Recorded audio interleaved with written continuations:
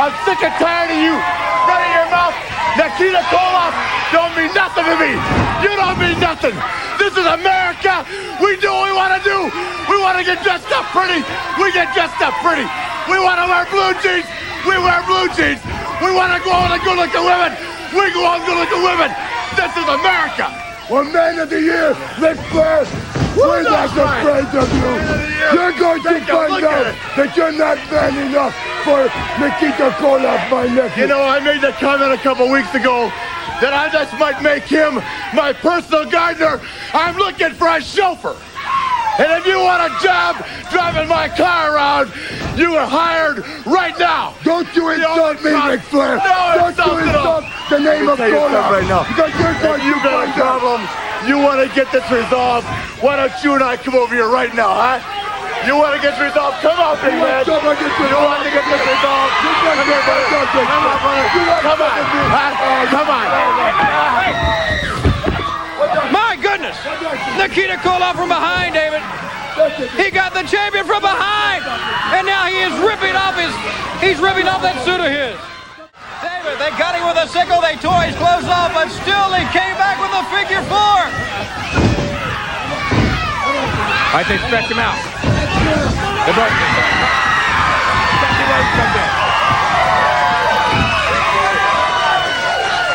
What's the matter? What's the matter now? It's 2-on-2. You big coward. Hey, no 2-on-2. Watch it come back. There they go. Well, the world champion is down. The referees came out. Dusty Rhodes has come out to help the champion up. And now Ric Flair slowly back to his feet. That show's not over yet! Koloff! Just a minute of your time! You see now? Get over here and hold this! I got something to say! And you listen to this! This is America! If I want to get dressed up, it's my privilege! I worked hard to get where I am! If I want to brag, it's my right! This is not a communist country! We are men, women, and we're proud! Come here! And Koloff, you or nobody else are gonna come out here, tearing up my suit, don't mean nothing! I got closets for them! But for the insult of jumping on me, Denny, Koloff, the next time I see you, as God is my witness, you'll be mine! Oh my God! July 4th, 1993. The WWE Championship was in the firm grasp of a nearly 600-pound sumo warrior known as Yokozuna. Look at the size of this man. He is huge. Along with his manager, Mr. Fuji, the duo issued a challenge to any American who could body slam the massive champion. And to rub salt into what would surely be a wounded American pride, the challenge would take place on America's birthday, aboard one of her most beloved warships, the USS Intrepid. Yoko and Fuji were poised to make all of America choke on a heaping helping of humble pie. When a hero emerged, Lex Luger embodied the spirit of America and accomplished the impossible. After hoisting the great champion, Luger then jumped aboard the Lex Express in an effort to lift America's spirits and to bring home the championship. The Lex Express continues to barnstorm across America. Later that year at SummerSlam, Luger's campaign was successful, but it was on this day, July 4th, 1993, that Lex Luger's heroic efforts made all of America proud.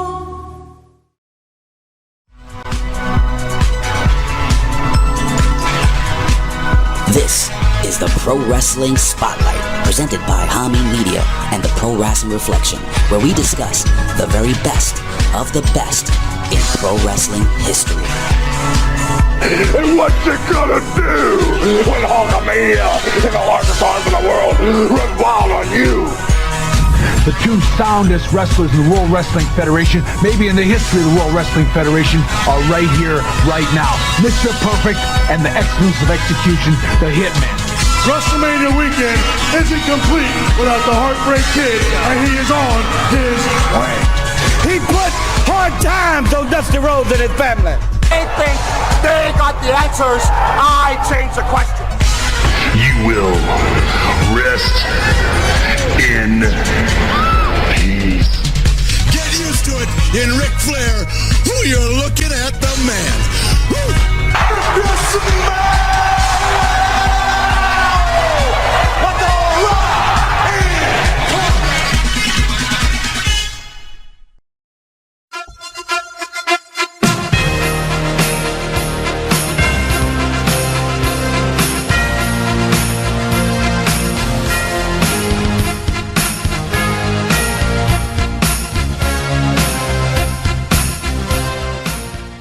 It's the 4th of July weekend, Reflectionites.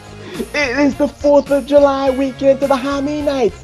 It is the 4th of July weekend to the Vitoites and all the Reflectionites, the Americanites, the Israelites, the Hermaphrodites, the Russianites, the Demites, the Republics, all the ites, all over the world, but most importantly to the Americanites themselves, to the Magnificent Seven, the Elite Eight, the Naughty Nine, the Terrific 10, the Essential 11, the Tubular 12, the Thirsty 13, and all points in between. Happy 4th of July weekend to T and Couponer, the most vigilant Reflectionite out there. Happy 4th of July weekend to the Donna Destruction. Happy 4th of July weekend to the Gooch. I haven't heard from him in a long time, but I'm sure he'll catch up with us. And I haven't heard from this man in a long time. Happy 4th of July, even though he's on the other side of the pond. Philip Scott Wood and all Greenpeace, all the Reflectionites, all the Magnificent Seven members. You know who you are. And if you haven't even and if you have been listening to the show, if you've been watching the show, shout us out and I'll shout you out because I want you to be a part of this. I want you to be a part of the experience. But anyway, grab your Bud Lights, grab your favorite dress, put the tissues in your bras, show out them titties, and let's enjoy a trans 4th of July. No, I'm just playing because TW would then just shut off the channel right now. He'd be like, I am not with the professor. I do not co-sign what the professor is saying. It's okay. I'm just joking, you know. But I do have a Bud Light somewhere in the fridge. But neither here nor there. Anyway, welcome to the PWR Spotlight. The Patriotic Spotlight here at the Hameen Media Group at podbean.com. And I am your patriotic host with the most. I am the Americana host with the most. I am the stupendous one. I am the scholarly one. But most importantly, I am the glorious one. The only objective man in the IWC, YWC, PWC punditry. The only objective man in this political spectrum. Your friend of mine, the Professor Chabelle Cruz. And I'm not here alone on this patriotic edition of the Spotlight. No. I am here with my brother from another mother.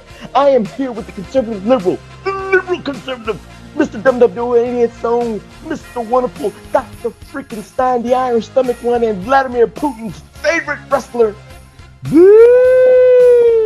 Tommy Wonder. How are you doing on this 4th of July weekend, my friend?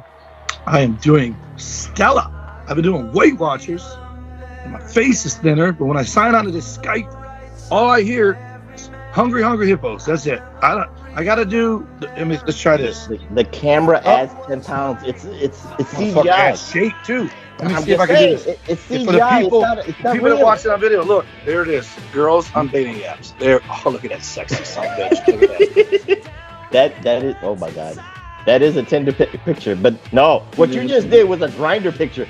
Would you put the pouting lips out?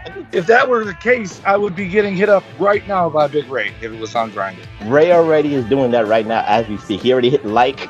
He's probably hitting subscribe or whatever the case may be. But anyway, you know what? Reflectionites, again, this is a very special PWR Spotlight because again, TW, we do variations of spotlights. We spotlight the wrestlers, we spotlight groups, we spotlight pay-per-views, we spotlight angles, babyface turns, heel turns. But this one, because of the theme, because of the weekend, it just fell at the right time, at the right moment. The universe was calling for a spotlight like this, TW.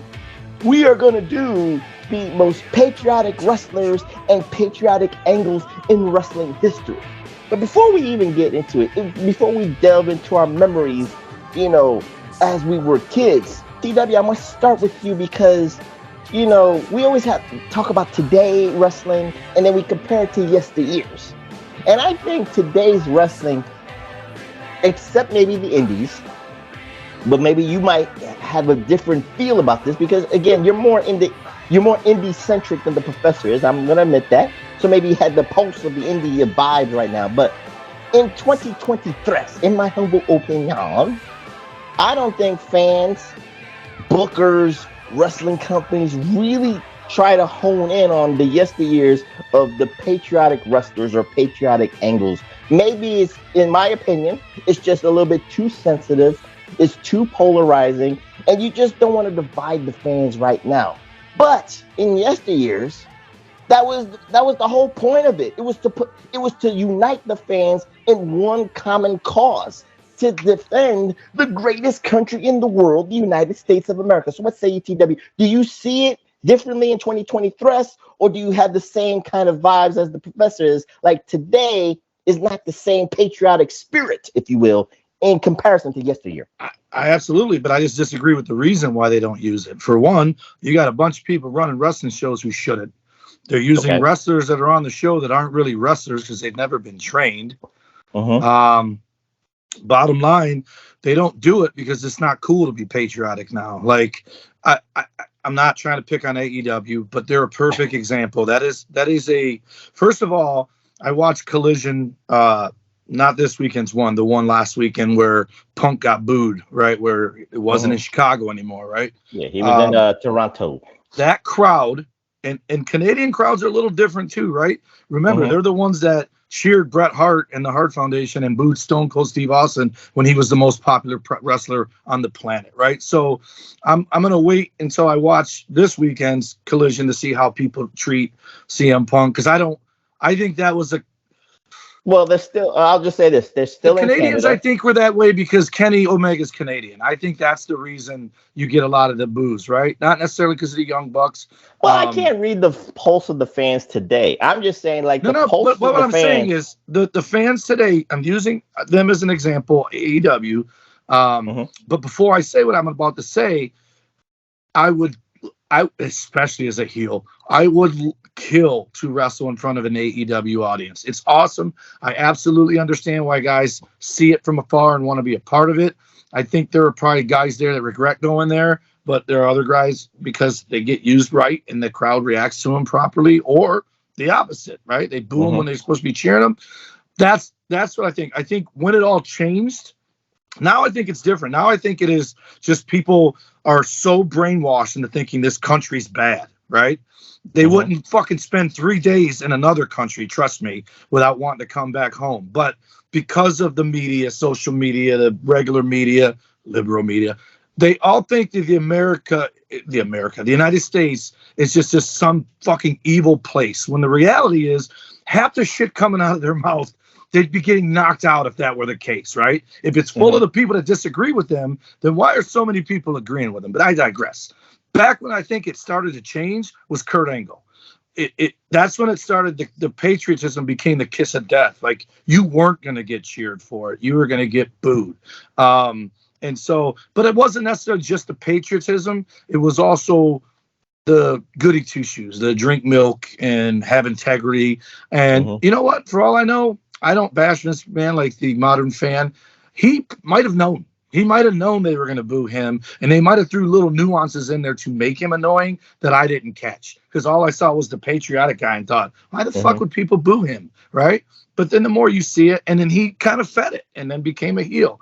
Right. And I think maybe they knew that because of Rocky Maivia. The way he came out and just was absolutely rejected. Like, to me, to this day, if there's anybody who I'm more happy for now because of how empathetic I was for them then, it's Rocky, because people chanted "Die Rocky Die" and meant it, right? No, I totally get where you're going with the comparison, and again, Reflectionites, with this patriotic wrestlers and angles, we're gonna go every which way. We're not gonna go chronologically. Right. Some names are gonna pop in our heads, and we're gonna have these oh shit moments. He was patriotic. Oh shit, this was a patriotic angle. So bear with us, Reflectionites. You will enjoy this patriotic wrestling jambalaya. It is a cornucopia, a jambalaya, if you will, of this edition of the Pro Wrestling Spotlight. So let's hone in on the Kurt Angle thing because it is the most recent. It is the Attitude Era.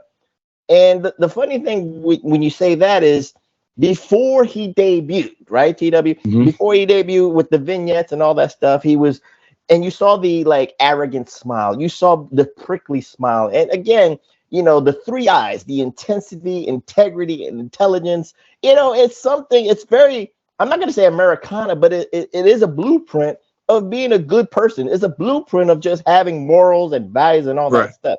And what you said is very prevalent because he said it like, you know, it was very arrogant the way he approached it. You know, if you do what I do, you will be where I am. That's the way it came out. But then he had to, you know, hit pot shots on the fans. You know, you don't appreciate what I give you. You know, this is why the country is going in the direction that it is, because you don't listen to people like me, because I'm trying to, you know, preach the gospel, if you will. So what say you, TW? Let's put a bow on the Kurt Angle line right there. He came across to me, and this is kind of why I thought he was getting booed. Hold your thought for a second. And remember, Reflectionites, he is the only Olympic gold medalist in WWE history. That's the way they were presented.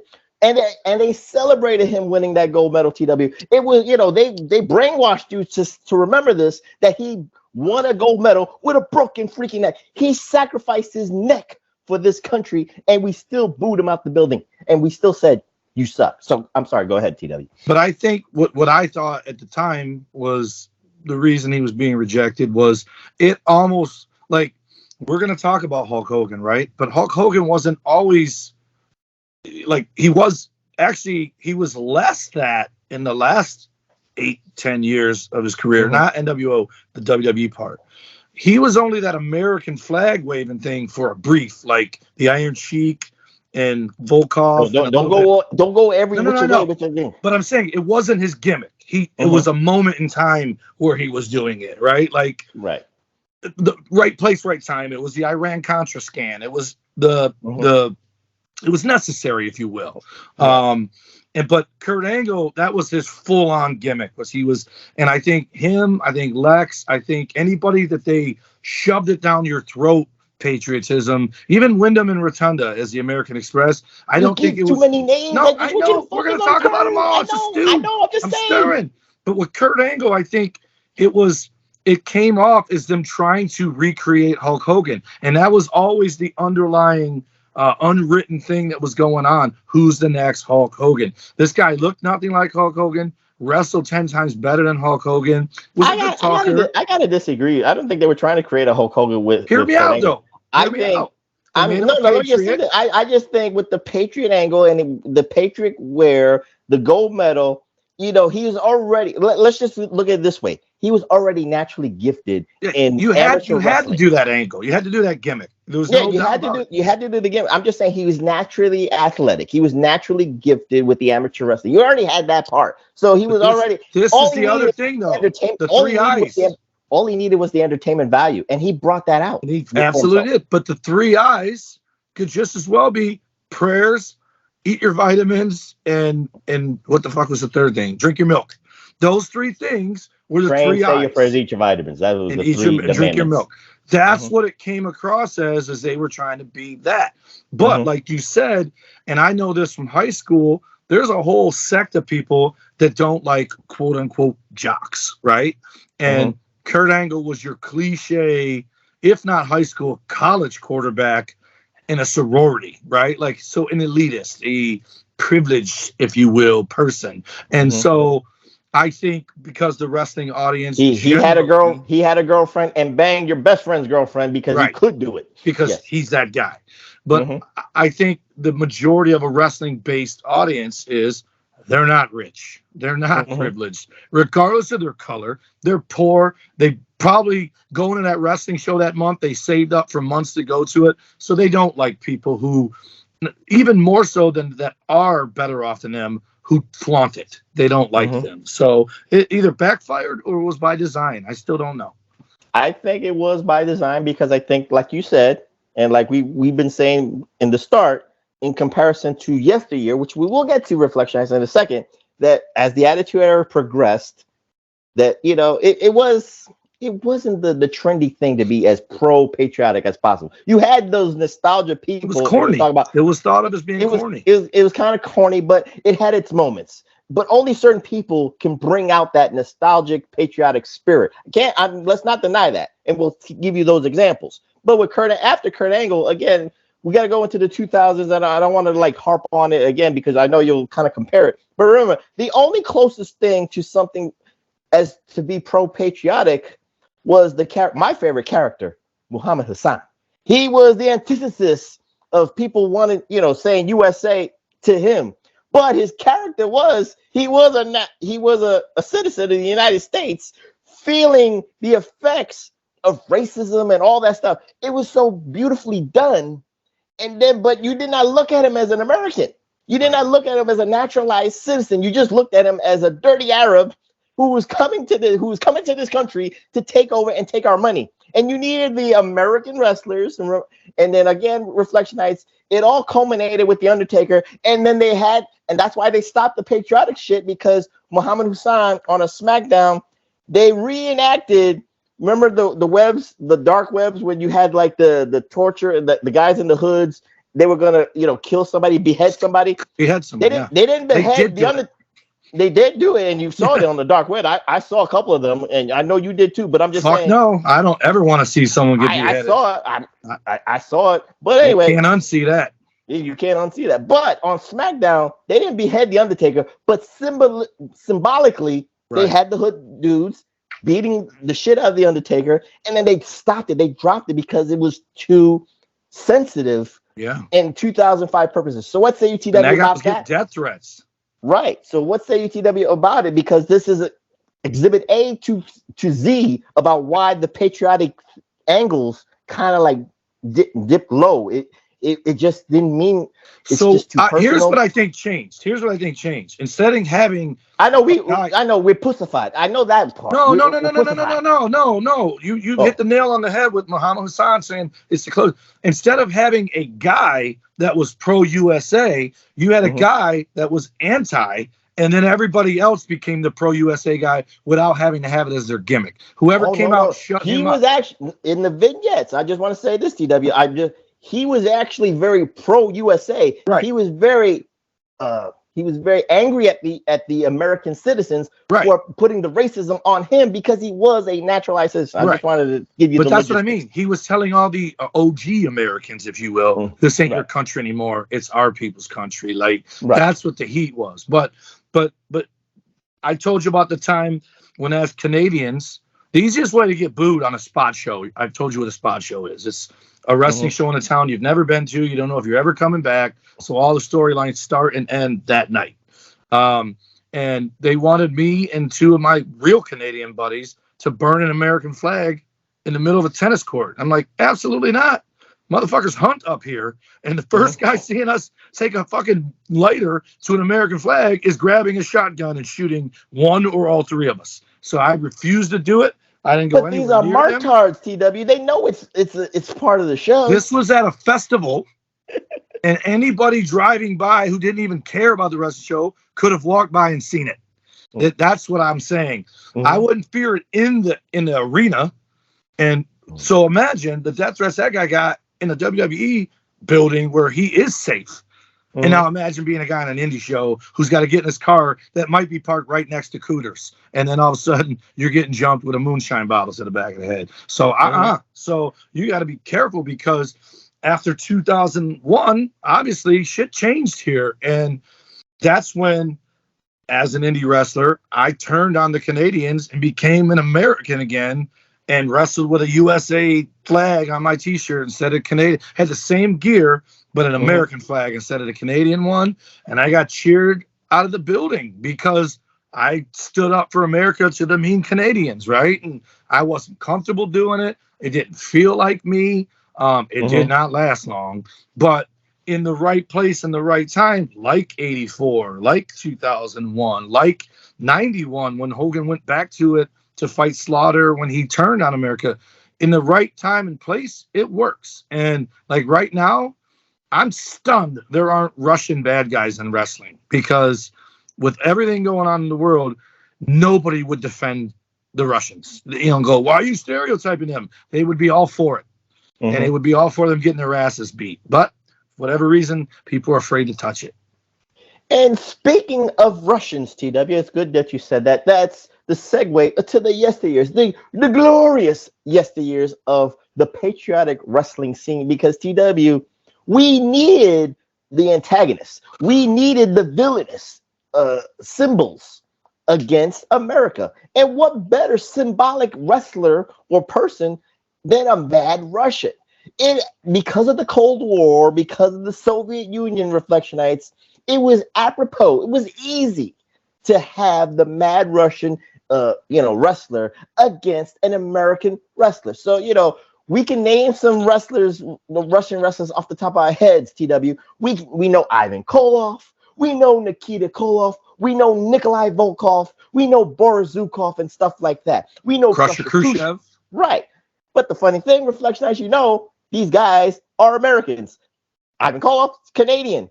Nikita Koloff was born in Cleveland, but neither here nor there. But again, that's being Nikolai Volkov, Maryland. Who was Boris Zukov's partner in the Bolsheviks? Was that Nikolai? That was Nikolai, yes. Okay. But these are great examples, TW, like you said, of the mad Russian and the symbolic nature of wrestling. You needed the American wrestler. Sometimes it's not about wearing the red, white, and blue, but it's just injecting the patriotic ways and what the United States of America, TW, is meant for. The freedom to express yourself, the freedom to do what needs to be done. And one of the most patriotic angles happened in the NWA between Ivan and Nikita Koloff, and I guess an Americana wrestler that didn't know he was going to become a babyface. The Nature Boy, Ric Flair. In 1985, before the Great American Bash tours, TW, I'll give you the logistics.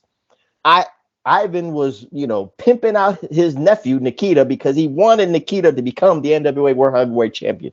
He was touting out, the politics. He was touting out the unfair politics that Jim Crockett was giving to Ric Flair. Ric Flair was getting easy opponents. He could not be able to defeat Nikita Koloff and all that spiel, right, TW? But then, guess who comes out? To defend Americana, to defend the United States of America, of all people. The Nature Boy Ric Flair, who represented the 80s glitz and glamour, and you even say, well, he was a heel, but the elitist nature, the business suits and all that stuff. Greed is good. It was Nature Boy Ric Flair, and that's what touted me to at least talk about this patriotic angle, because it is one of the best known patriotic angles. Because in Great American Bash 1985 in North Kakalaki in a stadium, one of the best iconic entrances is Ric Flair coming down from a helicopter. I forget. I think it was a news chopper, but that's neither here nor there, TW. So what say you? Because out of all the people, it wasn't the American Dream, Dusty Rhodes. It wasn't Magnum TA. But for the patriotic angle, it was the heel Ric Flair. What say you? It just goes to prove all you have to do to get someone cheered is have someone come out and bash the United States of America. It would get someone cheered now, but back then, that's all it took. Boom. You shit on America, you are immediately making whoever comes out that curtain next cheered, regardless of how hated they were before that. I didn't even know this story. You're teaching me something, because 85, I got no NWA memories other than stuff we've covered. Mm-hmm. Well, I'm just saying, again, you probably remember Starrcade 86 with a different reason of Nikita Koloff against Ric Flair, but that was because of the babyface turn of Nikita Koloff. But in 85, he was full-fledged with the Mad Russian. And, of course, this patriotic angle that Ric Flair is doing here. Again, it's very apropos, as you say, because this is a little bit before the Four Horsemen, the incarnation of the Four Horsemen will become such. So this is pre-Horseman. That makes more sense to me now. This is pre-Horseman, but he does kind of flip-flop between, I would call him tweener. He was a tweener before the Horseman really came into fruition. So I just wanted to give that. It also does one other thing, right? What does it do? It also gives credence to the World Heavyweight title, because no one ever questions, why is it only good guys that fight Ric Flair for the belt? Like, why aren't any of these bad guys fighting him? So having a bad guy challenge him for it and throwing in that USA, monkey wrench in there because you got to get somebody cheered. Otherwise, there's nothing worse than a crowd that hates both people. But also, even that, I get where you're going with that. But also, what it represents is a Russian wrestler. What does that represent? The World Heavyweight Championship actually means something. It is not just because it's the United States. It's not because they're fighting in Greensboro, North Carolina. It's not because they're going to fight in the Army. It's a Russian guy that might, symbolically take that belt back to Mother Russia, back to the Soviet Union for a parade. And when you're a kid, Reflectionites, you are pissed off at the thought, at the image of a mad Russian, no matter who the wrestler is, TW, taking that belt to the Soviet Union and the streets, the parade. You're already getting mad, and that hasn't even happened. What say you, TW, about the imagery? Because that's what hooked you. Here's what I think is the modern day thing where like Nikita Koloff was so dominant back then, but Ric Flair's also a bad guy. He's not getting a shot at the title, blah, blah, blah. So they didn't do it. The modern day version of that, now they're on different shows, but how come no one isn't asking why Walter, I don't even know his fucking name anymore. Is it Walter or is it Gunther? Whichever one he is. In the Indies, people call him Walter. What is he right now? I'm just answering your question. In the Indies, they call him Walter. Okay, so Gunther, in WWE, they call him Gunther. He was Walter in NXT, and then it became Gunther. But Gunther is on his first 365 days as the Intercontinental Champion, and they're having all these number one contender matches to see who's going to fight Roman over the last 1,000 days. Remember back in the day when the IC champion was the number one contender to the title? Why are we having a number one contender gauntlet or battle royal or whatever why isn't Walter? And the answer is simple. They would boo both people, and nobody wants a match where they boo both people. I think Walter would end up getting cheered myself, but it's probably too late for that because Roman is probably this close to being a babyface and over like Rover again soon. But that's what I liked about Koloff challenging Flair is it makes sense. Boston plays the Lakers in the finals every year back then. No one's going to say, the rest of the country hates both of these teams. They can't play each other. They were the two best teams, so they played each other every year. And so the Pistons put a kink into it. So that's how wrestling should be. But it can't be because wrestling is separated by good and evil, right? Even with tweeners, there's still favorites and non-favorites. So I like that a heel fought a heel for the title. Well, again, it's very memorable. And again, it sold out the stadiums in 85. It was one of the biggest money drawing years for Jim Crockett and the NWA. But you can't forget the true Americana of the NWA, no matter what. Whether it was in Florida or whether it was in the Carolinas. And that is the American Dream, Dusty Rhodes. And TW, with the American Dream, he didn't have to wear the red, white, and blue, TW. But his nickname said it alone. His promo said it alone. He is the son of a plumber. Everything he said resonated with the common man. And you already held up the common man theme WWE action figure. But he was the common man. Everybody can relate to Dusty Rhodes. Everybody can relate because they knew somebody, that was, a son of a plumber. All those hard ditch digging jobs. Dusty Rhodes represented the hardworking man, the middle class, and all that stuff. He did not represent elitists. He represented the true spirit, if you will, of Americana. What say you, TW, about the American Dream? Dusty Rhodes. Because he was the everyman. He wasn't the guy sitting in the ivory tower. He was, even though he's and he didn't know and he hardly held like a United States flag. Of course, when he fought the Koloff, someone gave him a flag. He would wave it around, but he never kind of projected to me wearing like red, white, and blue shit like that. He didn't need it. Yeah, he didn't need it. That's why I'm trying to draw into it. Yeah, he didn't need it. So, but he even though he's, I guess, the quintessential white male, he still represented immigrants because that's who were the plumbers. That's who were the construction workers. It was all the Italians, the Polish, the Irish, all those guys, obviously the black, but they were already here. They weren't immigrants. All these people, especially in New York, the melting pot of the world, that's the people doing the hard work, man, digging ditches, if you will, and making the world go. Whereas everyone else is sitting back and whatever. And, obviously 40 years later, some of those people made enough money, blue collar, to end up being the fat cat sitting on the hill, but they earned it, as opposed to nepotism and just inheriting money. And you're the fucking descendant of the Rockefellers or the whoever. I don't even know any other rich family. The Rothschilds and the Rockefellers. That's Rothschilds and the Rockefellers, right? Like Dusty was your everyday, we don't know if we're eating this week because we got to pay the light bill kind of person. Even though he wasn't, that's what he represented. Right.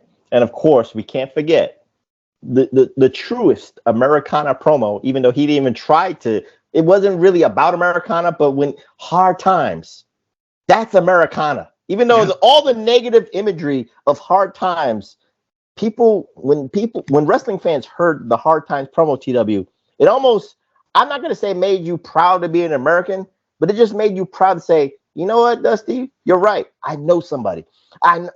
My father just got laid off after 25 years. I know what you're talking about. I can relate to the promo. It resonates with the fans. Especially that decade. Right. So what's the ATW about the hard times promo? It is the most Americana promo without even trying to be Americana.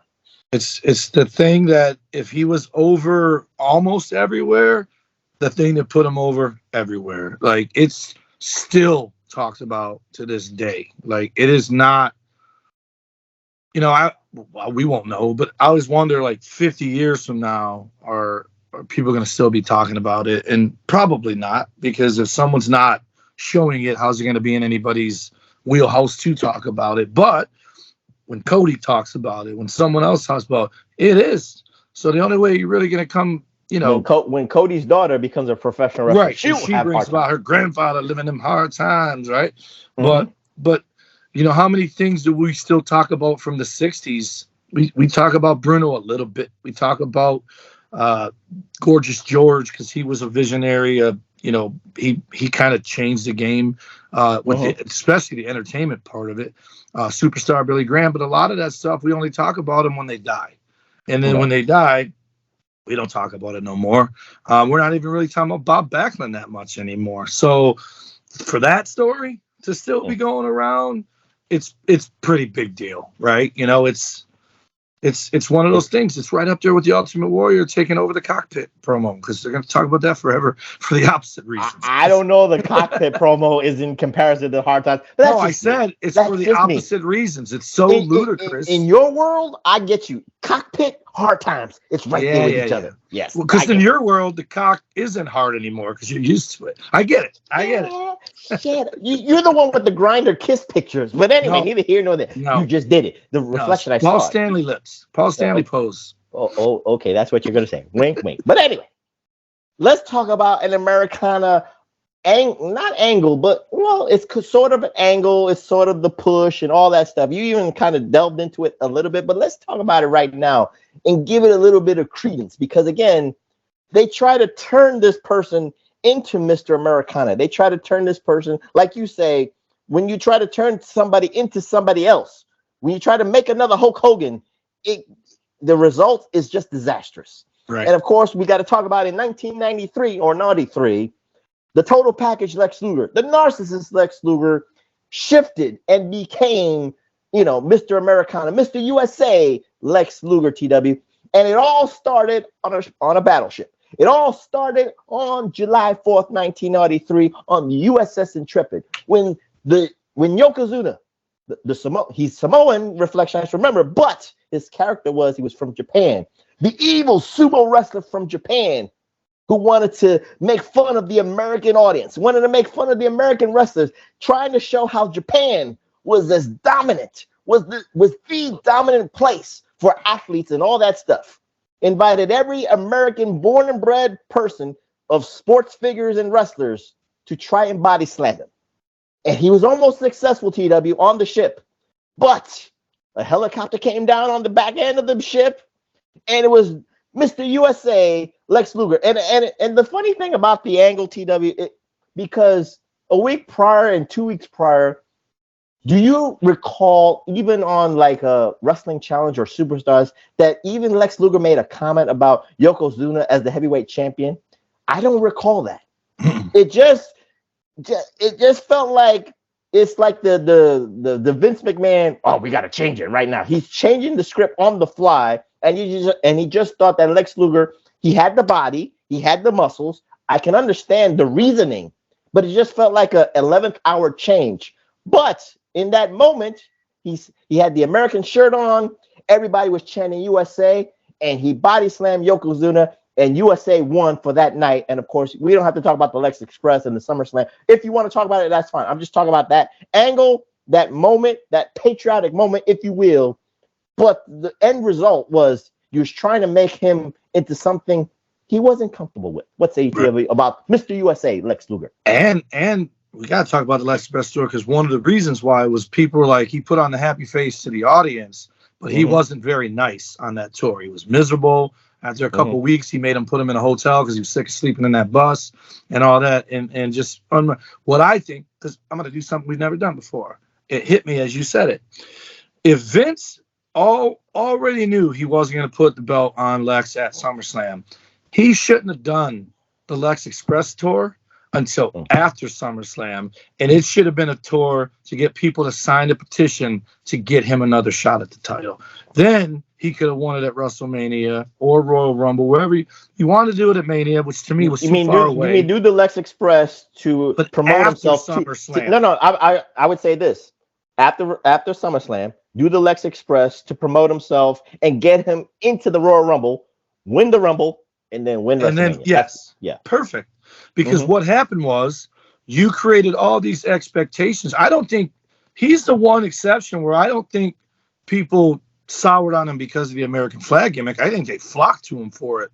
Probably the last guy that I don't think fans flocked to it. I think Vince McMahon I was at one of them Lex Express stops, dude. It was miles of people in Americana stuff going to meet this guy, right? I just don't think Yokozuna had enough American heat for being anti-American for it to be as big as Hulkamania, right?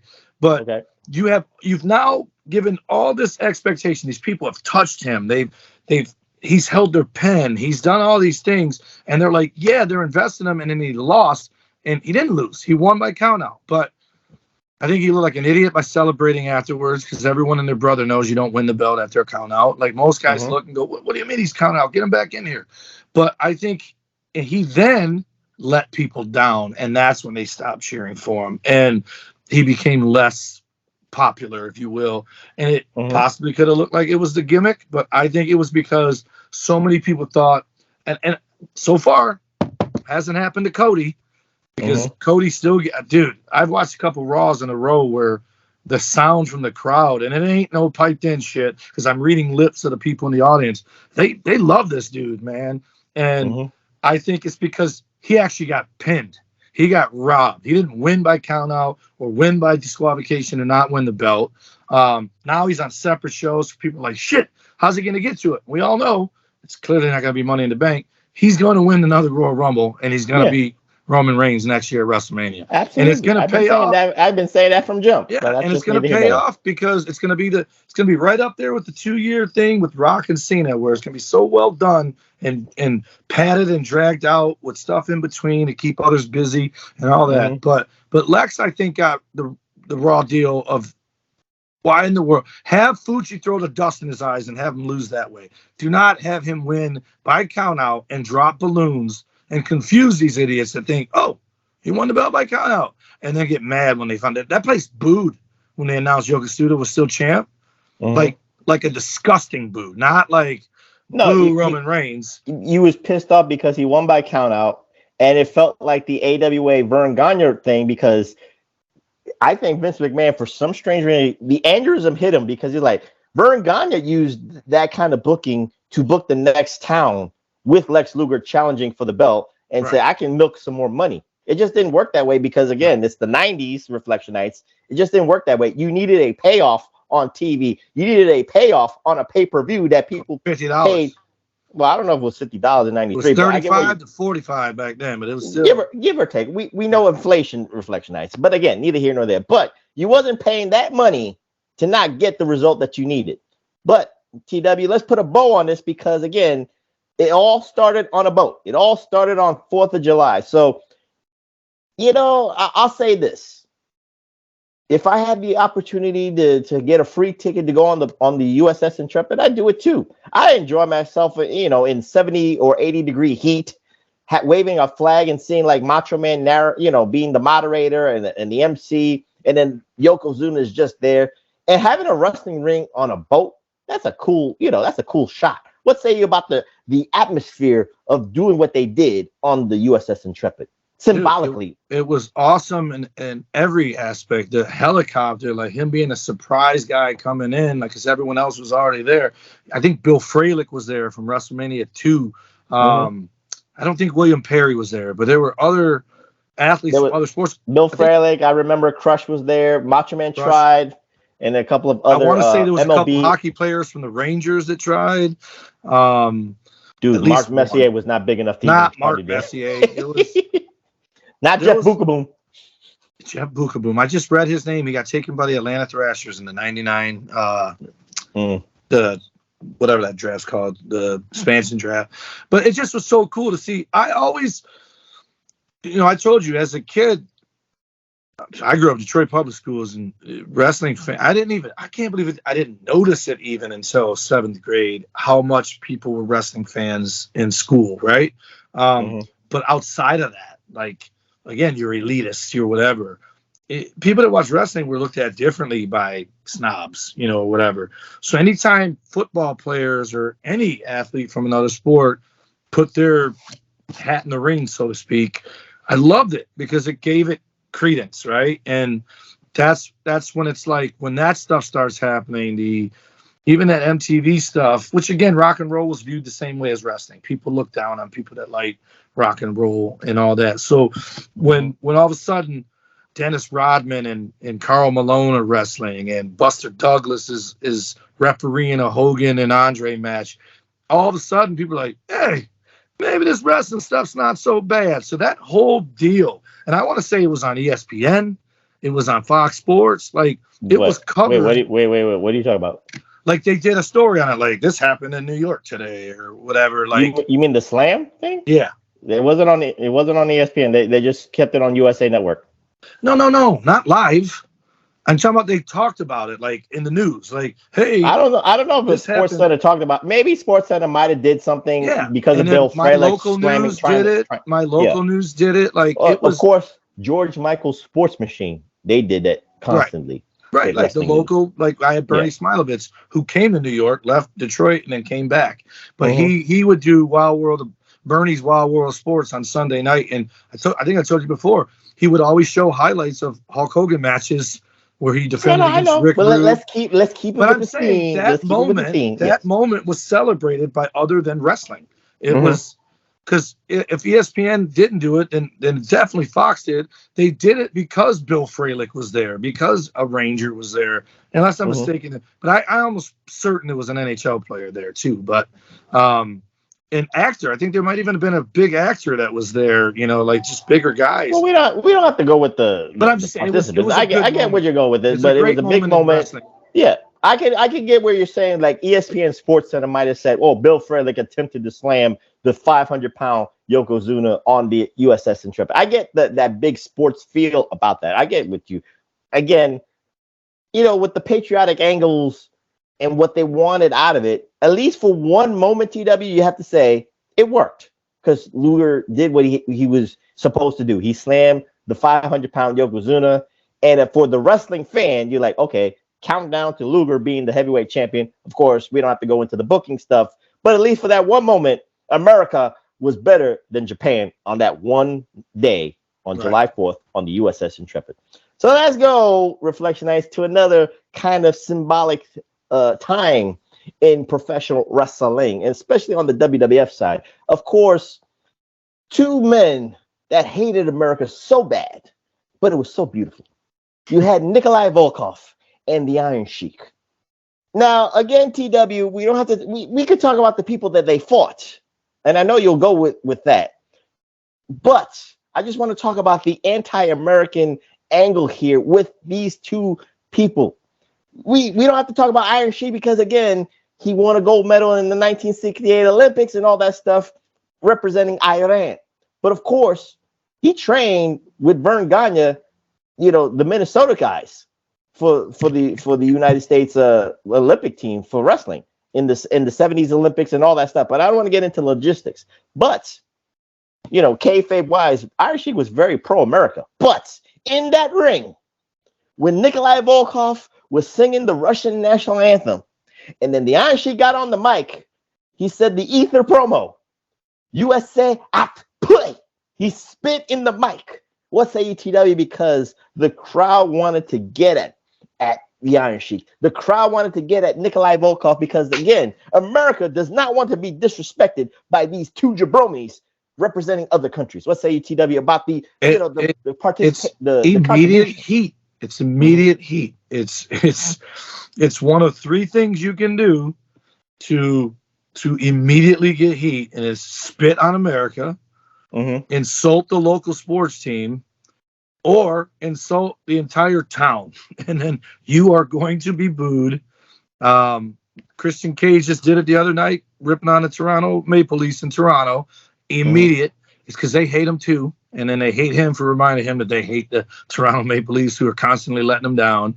But the Iron Sheik had nobody's business heat. There's another match you made me watch that dude also had some heat, and he wasn't really anti-American. He just wasn't from here. And you know what I'm talking about?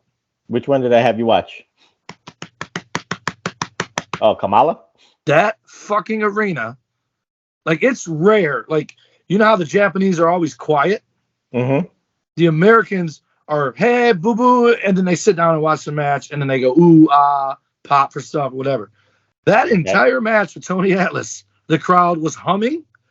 And if Kamala did something, they groaned. If Tony Atlas did something, they cheered. And it was the entire match. I was blown away by it.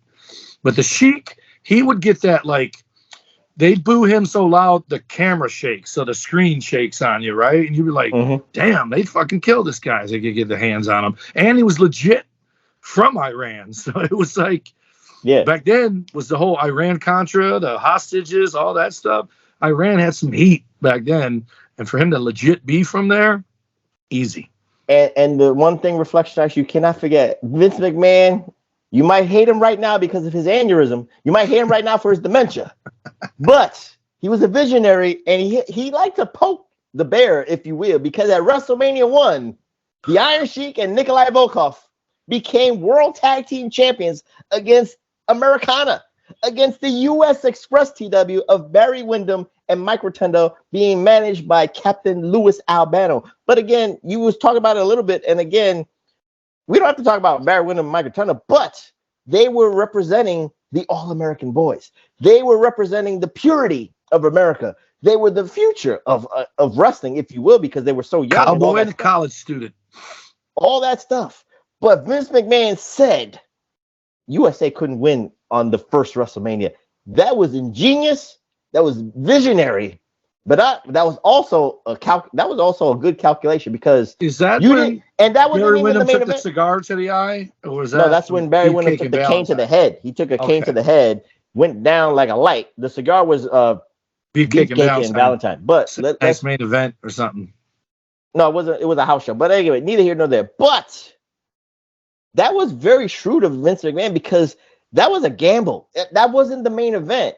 But to have the foreign guys win the tag team belts on the first WrestleMania against Americana TW. And you always said that WrestleMania is always the first parts of WrestleMania, the first like inclinations of WrestleMania was always the baby faces go strong and, you know, the heroes go home happy. At least at the end. Right. At least at the end. But at least in the middle right there, the heels went over strong. What say ETW about that ingenious booking?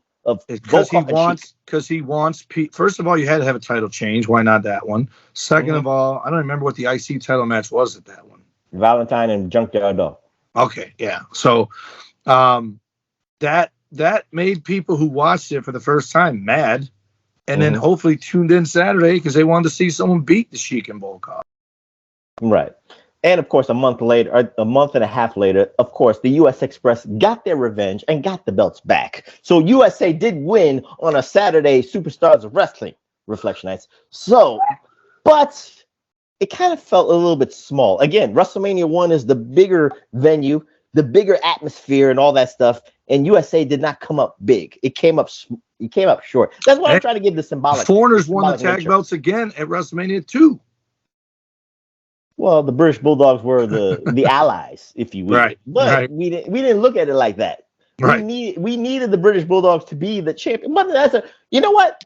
Let's not delve into the British Bulldogs, but of course we can delve into the good foreign ally perspective, because again, those people did beat American wrestlers, American born and bred wrestlers in every organization, everything. Like Gentleman Chris Adams is from the UK.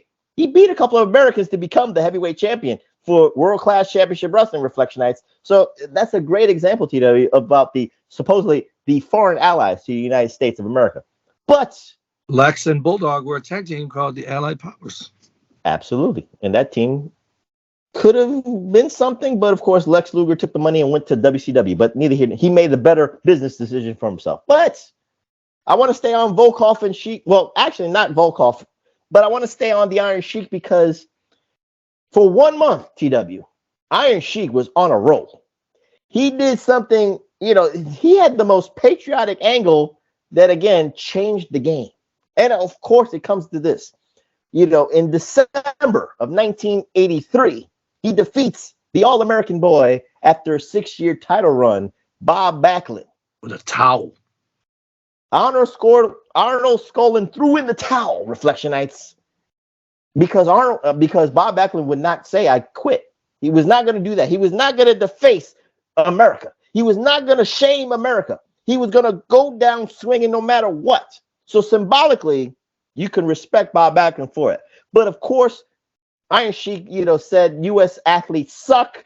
Iran is number one. We rule everything. But of course, January 23, 1984, the WWF version of Hulkamania is born. America is overjoyed because he defeats the Iron Sheik to become the heavyweight champion. So I'd say ETW because in one spectrum, in a month, you went from the lowest of lows as an American wrestling fan to the highest of highs in the same damn building. What say ETW about that? It went on another 6-year fucking or 4-year run like Bob Backlund's, and it was a nice transition championship reign for the Sheik. But a year later, he's winning the World Tag Team titles at the first WrestleMania. You forget that. All that dude needed was the IC title, and he would have been first Triple Crown winner. But I think who's Pedro? No, Pedro did it before him. But anyways, that version, I've been waiting to talk about this the whole time. That version of Hulk Hogan is what made me a wrestling fan, right? Once he got to the point where he was wearing the yellow and red every single time you saw him, that's when he started to wane for me, which wasn't long after that. It was probably that was his branding. That was his brand. But 87 is around the time when he started doing that. But when Hulk would come out and he had white tights on, or he'd have powder blue tights, or he had red tights on. Remember the shirt he had. American Made. There you go. So someone I saw recently, a buddy of mine, he had a tank top said American Made on it like 3-4 days ago. I'm like, man, where'd you get that? Also saw a guy in the bar last night wearing a Brian Pillman shirt that looked like it was from ECW because on the back it said Extreme, and it was a picture of him with the flip glasses, and it called him Loose Cannon or whatever. But that version of Hogan where he came out different every time, and the American Made was still his gimmick when he fought Andre, but he was wearing the yellow and red full time, and he just still had the American Made headband. I would have to disagree. The American Made, not gimmick, but the outfit was 85 and 86, and then he kind of waned away. Right, but he still wore the headband at WrestleMania 3 because I bought one. So that's what I mean. He was full on red and yellow by then, but he's like, remember he would wear the headband that looked like a shirt that he cut and it would hang over his eye. And the toy always had just a straight white headband on it right there.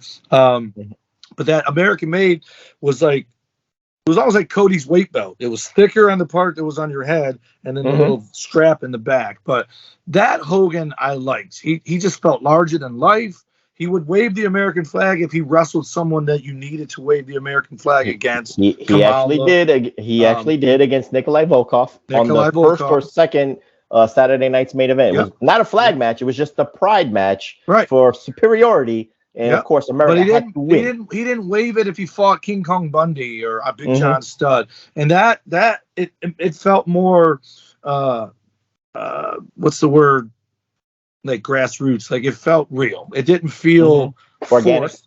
Organic. That's the word. Yeah, it felt more organic, and when he needed to, he's like, all right, I'm strapping up for the USA tonight. But every other night he was strapping up for the Hulkamaniacs, and that's the Hogan I like. And then once he started yellow and red all the time, you almost just got tired of seeing him, right?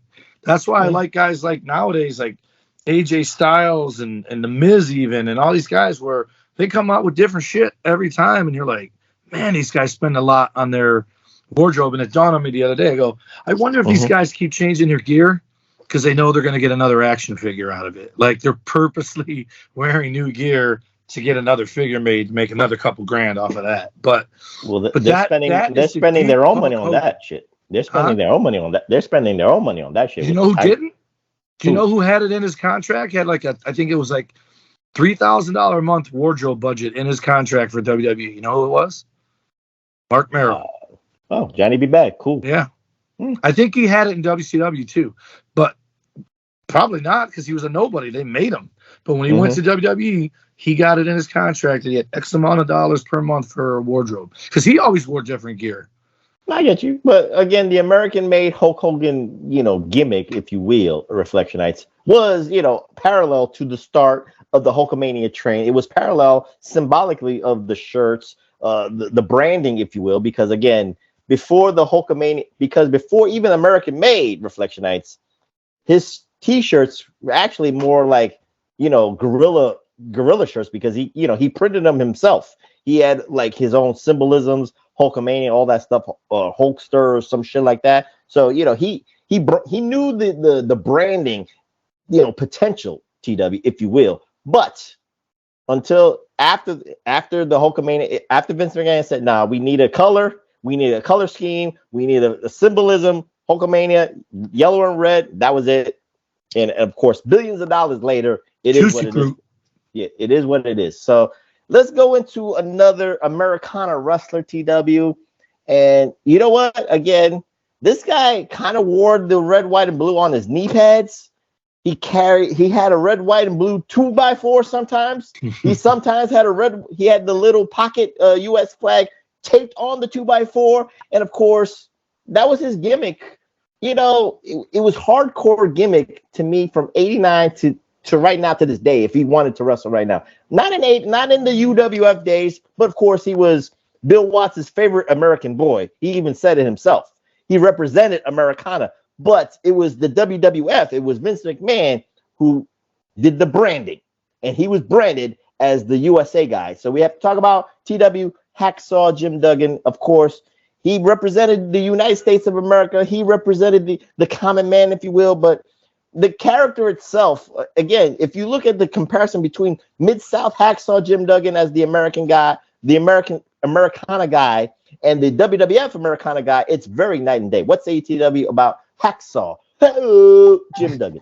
That Duggan, or that Kamala, Mr. USA, Tony Atlas match, he was a heel. And I was like, whoa. Like, it blew my mind that he came out to help Kamala against Tony Atlas, and it was so weird to see him as a bad guy, to not be pro-American, because Tony Atlas was that, and help Kamala. Was like, what is happening here?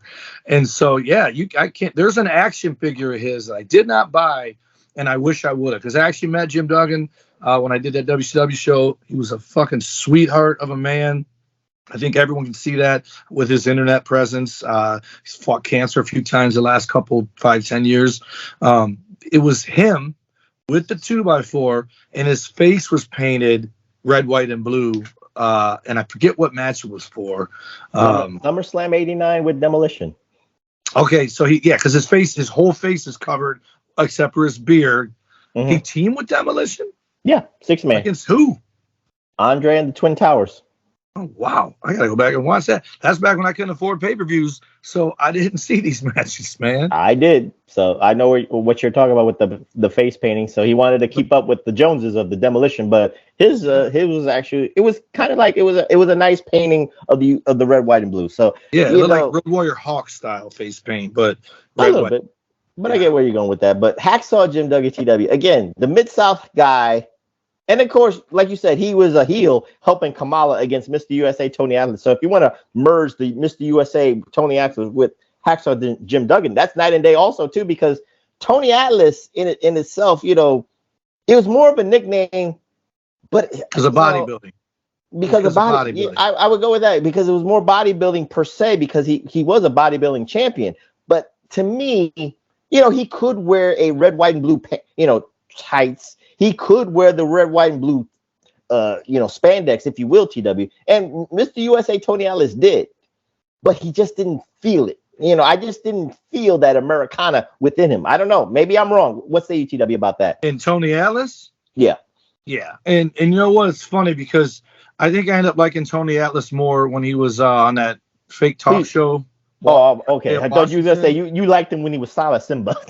No, I was embarrassed for him, man. The Isaiah Washington show, is that what it was called? Yeah, I liked him on there because he smiled, he almost came. He had that funny laugh too. Yeah. But even in the match with Kamala, this was a prime example of, because I actually watched that match the most. A lot of them I just watched a little bit and go, okay, I know what he's going to talk about here. But that one I watched because of how the crowd was, and I wanted to see how the crowd cheered him. Was that Mid-South because it was Duggan coming to help him? It wasn't Madison Square Garden, WWE? Yeah.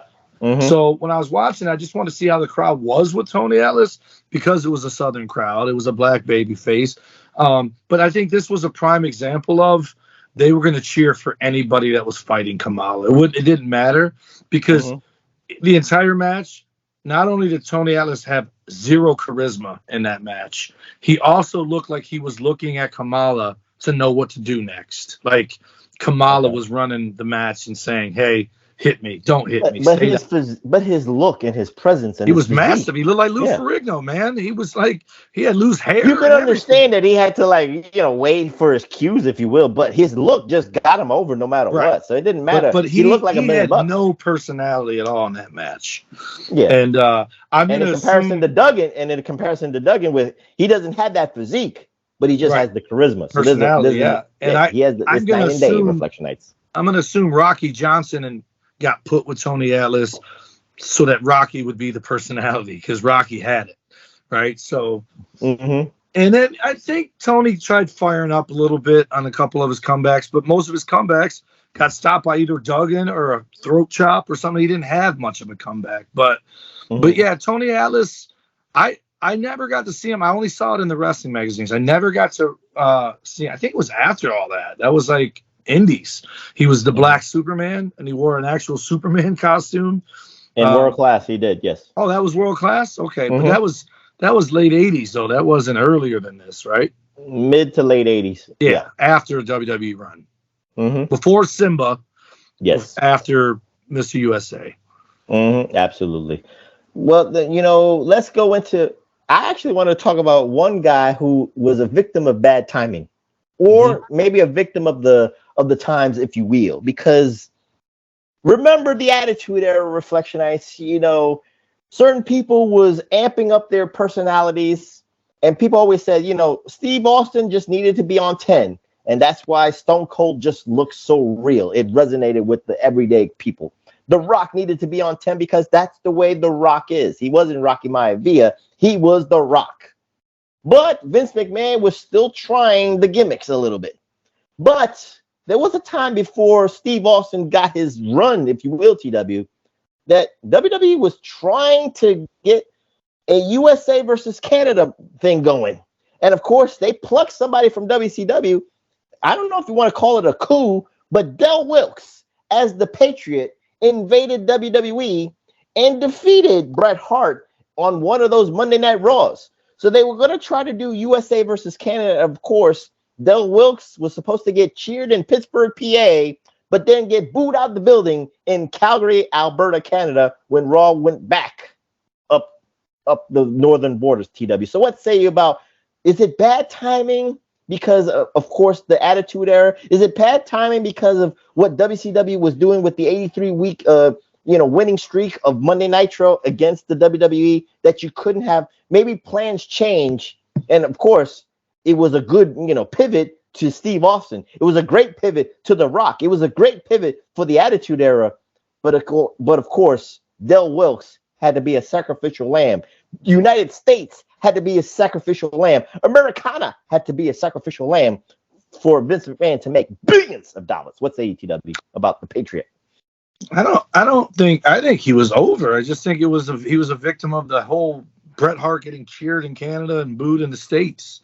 It was, you know what I mean? Like, what are you going to do?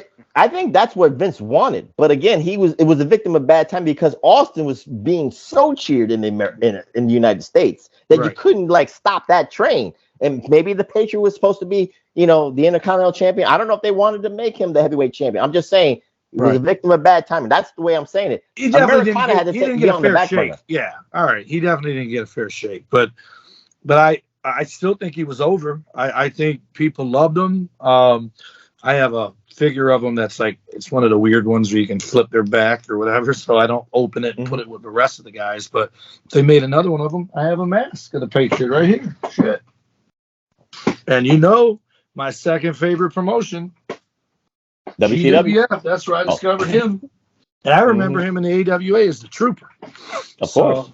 And I understood why he wore a mask. He wasn't the best looking fella. He almost looked like Isaac Yankem without trying to look like Isaac Yankem. Did he have that cranium disease? Because that's why he had a big ass head. It's called human growth hormone. All right. Yeah. We talked about Austin's elbows. Austin got lucky that it happened with his elbows and not his forehead, because a lot of them guys the steroids hit his head for that cranium. Not steroids. It's the HGH. It makes bones grow. Well, steroids make things shrink. That's the side effect of them. So you're saying, allegedly, Reflectionites, Del Wilkes took the HGH and it affected his head? Absolutely. But did you watch that NXT thing with Wayne Bloom's son? That's scary stuff, man, where as a toddler, his head fused when it wasn't supposed to, and they had to basically peel his face down and crack it open and make it so it could grow. I've only heard about that thing one other time in my life. So he's kind of got that thing going on, but it's probably a side effect of that disease. Could be. So, there's so many Reflectionites that yesteryear, we're trying to name them, but, I don't want to. What's that guy's name? I feel bad that I don't remember his name. Wagner. Von Wagner. Yeah. Mm-hmm. So let's put a bow on this, TW, and let's close. There's one guy we didn't talk about that we had to talk about briefly. No, you're going to make me watch him jump out of an airplane, then we got to talk about him. Okay, we'll talk about him, and then I got to put a bow with one more guy. So he'll be my main event. So let's talk about the guy who actually, because of the circumstances, I think, again, this is Vince McMahon trying to recreate the wheel, if you get what I'm saying, Reflectionites. Again, with the not the politics, but again, contract negotiations with one guy, Sergeant Slaughter. Of course, he wanted more money, but again, Vince McMahon is a shrewd businessman. He said, no, I can create somebody else. I don't know if he was a real Green Beret, Reflectionites, but he probably was. He said, look it up. He said, he said to Sergeant Slaughter, and I quote, I could create another guy and make him over. It didn't work totally, but Corporal Kirshner was Americana. Corporal Kirshner was created for WWF purposes, even though, he had a background in the Green Beret category, if you will.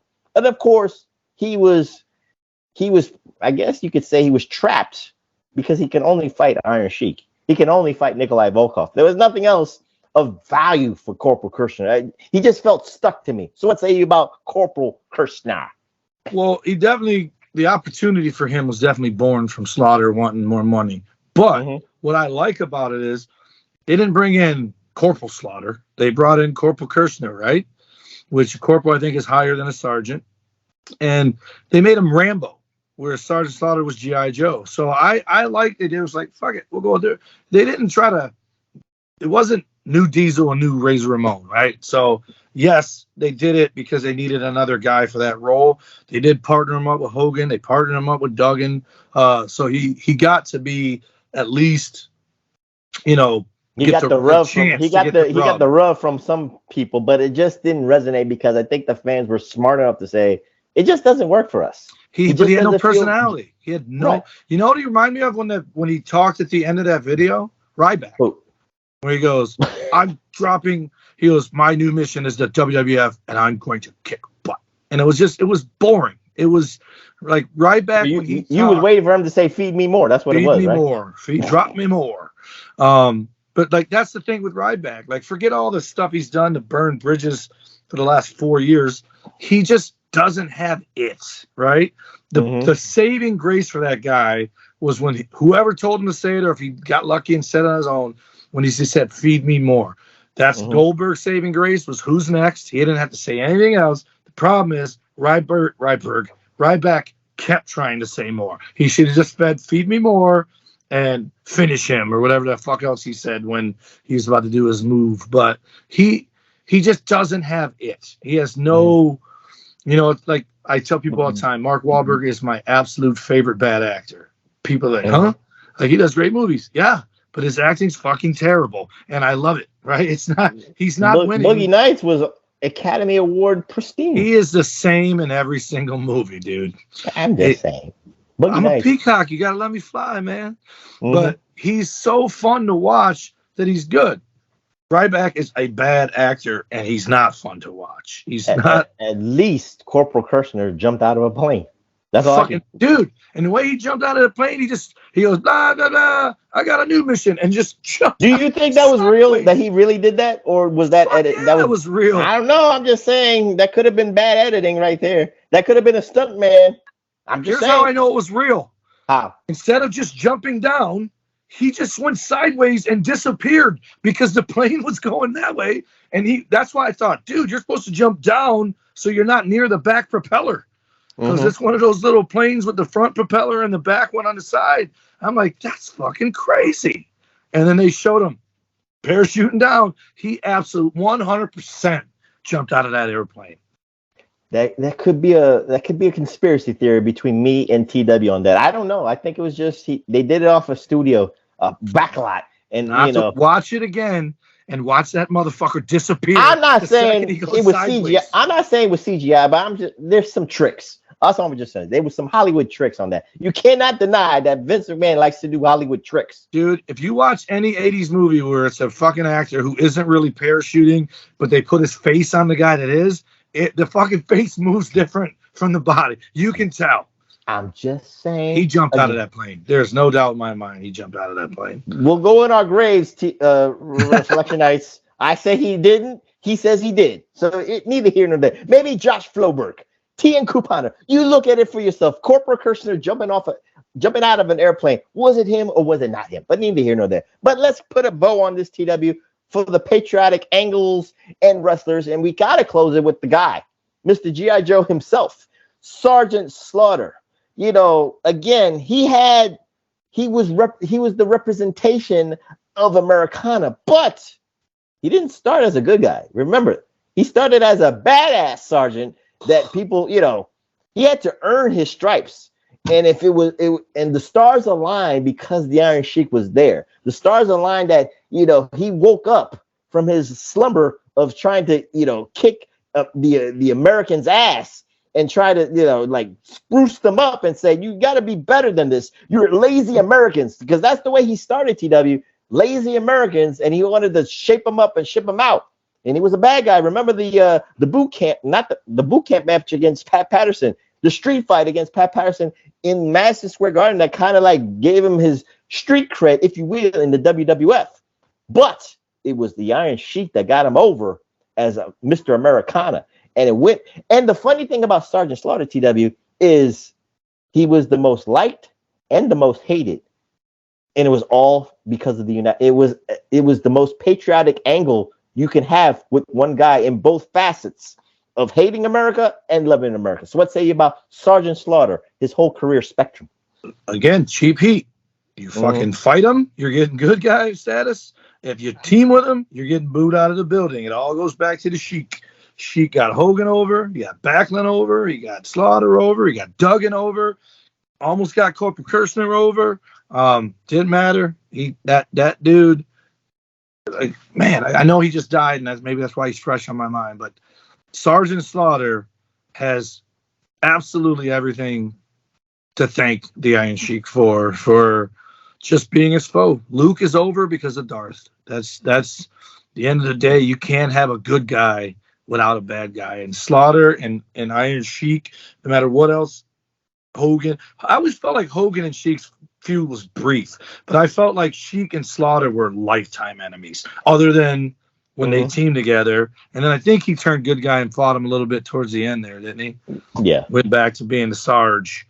But yeah, I've never been a Sergeant Slaughter fan. I think it's a lot to do with his look. He just didn't look like an athlete to me. He didn't look like a superstar, a larger than life hero. He just looked like a dude in street clothes, and his maggots, all that stuff, nothing. But I respect him, and I think he did very good things in the wrestling business. But the fact that when you said it was one more wrestler, and I thought it was going to be Corporal Kirshner, but then I thought you were wrapping it up, and I was like, no, we got to talk about Corporal Kirshner. And you said, okay, but then I want to talk about one more. I'm like, who the fuck is left? Slaughter never even crossed my mind. Jesus Christ. That's insane. Yes, it is insane. And of course, with Sergeant Slaughter, again, to inject the patriotic angle on both facets, the Iron Sheik brought him to the good graces of Americana because of what Iron Sheik was doing in the ring. And you could not disrespect America. Sergeant Slaughter would not allow it. But in 1990, Vince McMahon went a different direction with Sergeant Slaughter. It almost affected Sergeant Slaughter's brand. It almost affected his G.I. Joe contract because he went full board with the Iraqi sympathizer thing. Because I get, hindsight, probably Vince McMahon wanted to have Iron Sheik do it again, but even Vince McMahon knew that Iron Sheik was getting more debilitating with his, in-ring abilities. He was slower and all that stuff. It just wouldn't work. But Sergeant Slaughter was good enough in the ring to pull it off. And of course, WrestleMania 7, it was Desert Storm all over. It was Hulk Hogan representing red, white, and blue, representing the Patriot missile against Saddam Hussein's favorite wrestler, Sergeant Slaughter, at WrestleMania 7. Of course, they wanted to do it at the Oakland Coliseum, and we don't have to get into the logistics and the shit, but then they went to the Los Angeles Sports Arena and all that stuff. So what say you, TW, about, again, the gambit of Sergeant Slaughter to represent Americana in both facets? It's very, I don't want to say fascinating, but it's very appealing that Sergeant Slaughter can get the pulse. It's impressive. Very impressive. So. And that he was able to come back from it and have one last babyface run with it without people going, fuck you, buddy. You turned your back. You went with the enemy, right? And at that time, that was the enemy. That's when this country, black, white, and Mexican, have never been more united than they were after September. Well, actually, that was Desert Storm. That was different. It was actually 2001 that did what I just said. But even still, back then, invading Kuwait, that was our most recent war. You already had the 80s with the hostage situation and all that stuff. So they were already not on our good side. And then to have a war and then have that, and then you're able to come back from it by changing your tune and saying, fuck the Sheik and Adnan. I'm going to be USA again. And people took you back. Or it says something about the American wrestling fan. Easy to forgive. Or we're sheep. I don't know. I'm just saying. But neither here nor there. Grateful. Could be grateful. They could just be like, we're glad to have you back. Okay. I can go with that. When you had me watch that Patriot introduction, this little snippet, wasn't Sean a heel? Because Sean came out with Austin, Sid, and the Patriot. They all had a common enemy, and that was the Hart Foundation. So, the Sid enemy was of my heel too. I don't remember Sid ever being a babyface after Sid Justice. No, he was a babyface, but the enemy of my is just or vicious, or he was just Psycho Sid. Oh yeah, because Michael's he was Psycho Sid, yes. But the enemy of my enemy is my friend in that instance. But TW, Ken Shamrock, all that. Before we close, I'm going to give the floor to you. Anything you remember, or just your favorite fandom moment of Americana, or we already just talked about it? It's always going to be Lex for me, man. I huge Lex fan. I get sad thinking about, what's become of him because of his unfortunate, spinal stroke, whatever it's called. But I always feel like Lex could have been so much more, and whether or not that is what the reason was. I love the narcissist. That was right up my alley as far as like he was already my guy when I could see him on NWA when I was able to watch it at my uncle's aunt's house. And then when he came to WWF, I had so high hopes for him. And then when they put that on him, I felt like that was giving him the baton. And when it didn't work out, saving grace was him and Bulldog. That made me happy, when they were the Allied powers. But it's always going to be Lex for me. As far as anyone that's wore the red, white, and blue as their gimmick. But to me, I think the best to ever do it is Kurt Angle. It's him, and he did end up being a babyface with it, which they say that's the most organic, because now that I know that word, I can use it twice. The most organic way to be a babyface is to be a heel first, and Kurt did that. And the best wrestlers are the ones like Roman Reigns right now. I don't know if Dom is there because I think that might be legit hatred for him. But when someone can get boos because people love to boo you, and then it's inevitable that you're going to get cheered one day because they want to cheer you. And it's that thin line between love and hate stuff. But Kurt Angle, to me, is the best guy to ever do the gimmick.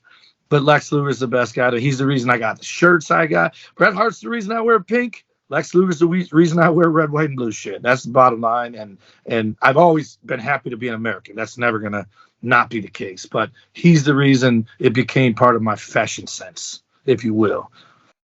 I'll say this because, again, in 2020 thrusts, TW, again, it's just taboo to be patriotic in wrestling. Yeah. It just doesn't work anymore. It just doesn't draw the money, I guess. Because if it did, we would see it more on Mondays. We would see it more on Wednesdays and all that stuff. The only thing I know, if I remember correctly, I don't know where, but it's in the Indies. Somebody is a pro-Trump wrestler. Yeah, he's a heel. He's a heel, though. He's a heel. But that's the most patriotic thing I can think of right now, Reflectionites, that somebody is saying, is saying MAGA, make America great. He's wearing the hat or whatever the case may be. But why that guy's in the Indies and he's not on any other place? Because he can't wrestle. Because when he does his interviews, he tells everybody in real life he's a liberal. So no one believes him. If you just shut the fuck up and do your gimmick, you're going to get heat. The one guy that will put you on TV doing that is Vince McMahon. And even he's not dumb enough to put you on TV when you run around telling everybody in real life you hate MAGA people and you're a fucking Democrat. And one more to close out. And then you're going to give out those socials. But we have to at least acknowledge that they did try to go it was to be Americana, but to be a dick about it. We can't forget about, Jack Swagger. Yeah. We can't forget about Dutch Mantel. We can't forget about Cesaro. We, the people. And of course, Dutch Mantel did everything that you hear right now on Twitter, but he did it on Monday nights. He talked about the Mexicans. He talked about jumping the border. Everything you hear from Donald Trump, Dutch Mantel said it first. That's why Donald Trump was the president in 2016, because he took every Dutch Mantel tape from Monday Night Raw and he put it to his own promo, and Donald Trump became the president of the United States. What's ATW? And then let's close it out. And that's it. He's another dumbass who fucking has a gimmick and then goes online and says that's not what he really believed. Blah, blah, blah, blah. The best way to get a gimmick over is to live it. I was taught that on the first day of wrestling school. The best gimmicks are the ones that people live 24/7. Nikita Koloff, perfect example. The guy never, ever, no matter where he was, from the day he became Nikita Koloff, never spoke on other than like he did as Nikita Koloff. Whether it be, I'm sure in his house with his wife and kids, he did. But if he was out in public and there was someone to see him, he spoke broken Russian English. And as a good guy and a bad guy. Now he does a podcast, talks normally. But if you don't live the gimmick, no one's going to buy it. And no one's going to believe in it. And therefore, that guy who does the Trump thing, God bless him for being brave enough to do it, because we live in a world where fucking idiots might try to stab you in the parking lot because they honestly think if you voted for Trump, you deserve to die. It's a sick world we live in. He did it. So I kind of do have some empathy for him, where he almost has to say he's a liberal on the internet so people don't stab him in the parking lot, but it still kills any momentum he had. Well, and with that being said, we close on this patriotic edition of the Pro Wrestling Spotlight here at the Hameen Media Group at podbean.com. What we're going to do next week, Reflectionites? Well, we're going to do another spotlight, but we're going to do it with a little twist. Of course, we are going to do the greatest babyface turns, TW, and I think you're going to love this one. You know how the debut episode of the Pro Wrestling Spotlight was the heel turn, the one you didn't see coming, with Barry Windham joining the Four Horsemen. So I thought it would be apropos, since we talked about Lex Luger. I just thought of it off the dome. Let's do Lex Luger quits the Four Horsemen, and of course, the total package Lex Luger goes on to try to face the Nature Boy Ric Flair. Are you happy about that? Are you excited to talk about Lex Luger, your favorite wrestler? I just got you saying I love all things Lex Luger. Of course I'm happy about that, man. Right here. Courtesy of Lex. Right there. That ain't from Kurt Angle. That's from Lex. Anything. When I wrestled, I had to stop saying huff, huff, because Lex Luger did it. I had to stop doing this if I got chopped. I had to stop doing that shit when I fired up. Lex Luger... You know what? I talk about the Warrior often. Lex Luger is a close second to the Warrior to me. It's near and dear in my heart. People that, you know, they played a significant role in plain old Tommy Bryant growing up and becoming Tommy Wonder, because they gave me the inspiration to be larger than life and over the top. Save that soliloquy for Lex Luger next week here at the Hameen Media Group at podbean.com. So, CW, give out those socials so we can get out of here. All righty. The Pro Wrestling Coalition Network sponsors us at PWC Network at podbean.com, which is also where you can find the Hameen Media Group at podbean.com, and HMG is also at thechannelattitude.com. Our Twitter is at PW Reflection. Big Ray can't do it without him. At Big Ray Hernandez is his handle on everything, everywhere. We've gone over it. At Big Ray Hernandez. Mine is at Tommy Wonder 19 on Instagram and Twitter. But also I have another Twitter where I'm nicer, at the Tommy Wonder, which is also my TikTok. My Snapchat is Number Wonder. Facebook.com/Tommy Wonder. And then we have BigVitoBrand.wixsite.com and also Patreon.com/The Big Vito Brand. We support Vito and Noel. And then you can watch the early release of the Reflection videos at Twitch.tv/The Big Vito Brand. And of course, you can follow me on my Twitter at PWSOPROF. That's PWSOPROF. And if this gets uploaded by 8-Track Brown, this will be available on the PWSO YouTube networks. Follow my brothers in arms, Billy Ray Valentine. The Wednesday Locker Room is back on the Hameen Media Group, so follow him at Obi-Wan You Know Me. And of course, the king of the reactions, 8-Track Brown at the number 8, TRAC Brown. And again, next week, we're going to do another spotlight. Greatest babyface turns, Lex Luger quitting the Four Horsemen. And with that being said, I'm the professor. That's Mr. Wonderful, Dum Doing Idiot Zone, the Iron Stomach One, the most patriotic man that Vladimir Putin loves, that he already put the like on his Grindr profile. Woo! Tommy Wonder saying good night, and we'll see you next week on the PWR podcast at the Hameen Media Group at podbean.com. USA, number 1. Patui. There you go. I pledge allegiance to the flag of the United States of America and to the republic for which it stands, one nation, under God, indivisible, with liberty and justice for all. Sergeant Slaughter, everyone is behind you. Sergeant Slaughter, you defend our red, white, and blue, 'cause you love everybody in this land so much.